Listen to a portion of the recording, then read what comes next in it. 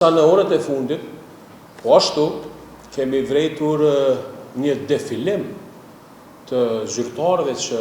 kanë funksione shtetërore, e cilët kanë kaluar në qytete ndryshme, mos ta prishim në këto orë përmes defilimit dhe mekanizmave shtetëror një fesë që është bukur e madhe dhe shumë e rëndësishme. Nga këtu, nga selia e Aleancës për Armiqësinë e Kosovës, i ftojmë gjithë qytetarët e Kosovës ta dhënë kontributin e tyre nga të dhënat që i kemi nga shtabet tona zgjedhore, mund t'i ndaj disa dhëna të cilat mendoj janë të rëndësishme për publikun dhe qytetarët që sot e ndjekin këtë ditë festë për Kosovën. Informatat tona tregojnë se mbarvajtja e procesit zgjedhor deri më tani ka kaluar mirë, pa ndonjë ekses theksuar, dhe po ashtu ajo që kemi parë deri në këto orë që po flasim, kemi parë një dalje të vogël në krahasim me raundin e parë të zgjedhjeve, diku rreth 21%. Dhënat nga komunat po ashtu tregojnë se kanë pas disa ankesa që janë ndërlidhur kryesisht me votimin e personave me aftësitë kufizuara, të cilat ne i kemi raportuar tek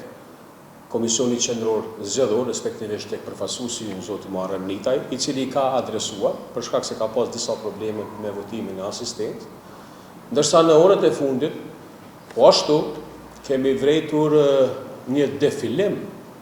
të zyrtarëve që kanë funksione shtetërore, e cilët kanë kaluar në qytete ndryshme dhe cilat me një formë apo tjetër kanë ndikim. Kërkesa jonë si subjekt politik është shumë e thjeshtë. Kjo është një ditë feste. Kjo për Aleancën do të jetë me të vërtetë një festë e madhe, për shkak se do të jetë një ndër fitoret më të mëdha politike dhe një fuqizim dhe rikthimi fuqishëm i Aleancës në skenën politike. Mos ta prishim në këto orë përmes defilimit dhe mekanizmave shtetëror një fesë që është bukur e madhe dhe shumë e rëndësishme.